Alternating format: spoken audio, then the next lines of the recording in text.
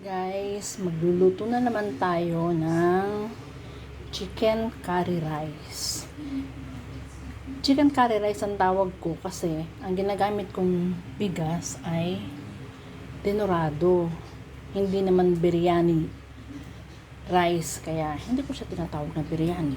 Kaya ang tawag ko chicken curry rice kasi ang chicken at saka curry ang aking ginagamit, curry paste. No?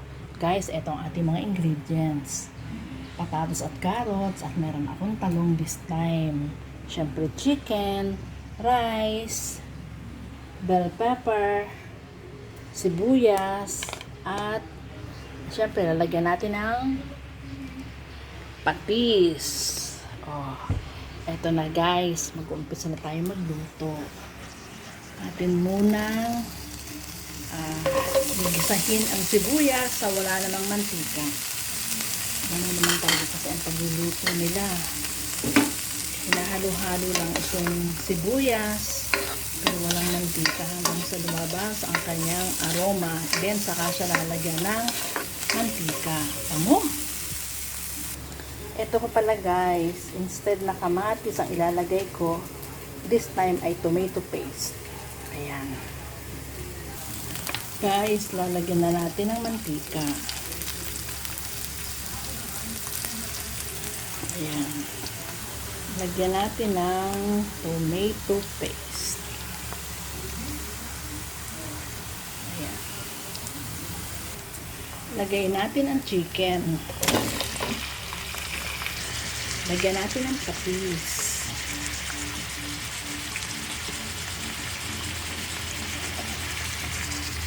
Yan ang ating patis. Ilagay natin ang curry paste.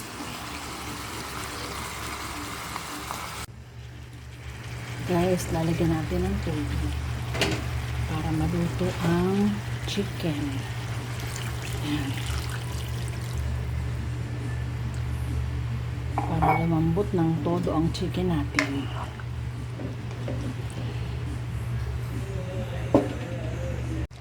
Guys, ilagay na natin ang patatas at saka ang carrots.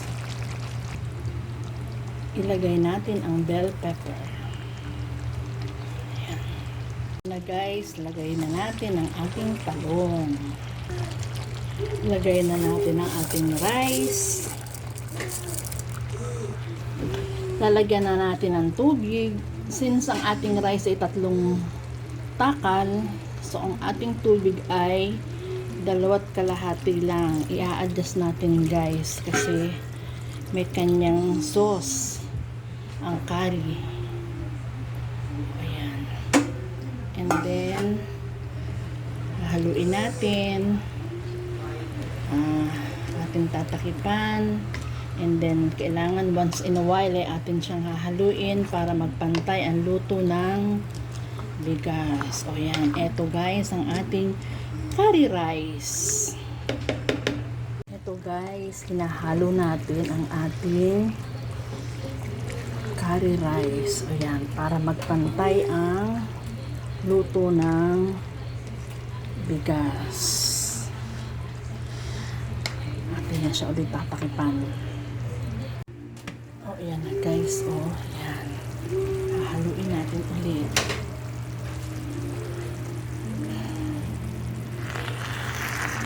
Guys, sandali ha. Mahirap maghalo na isang kamay.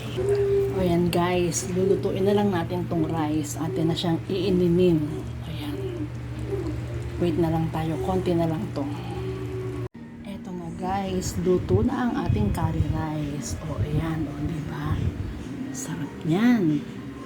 Okay, bye. Thank you for watching.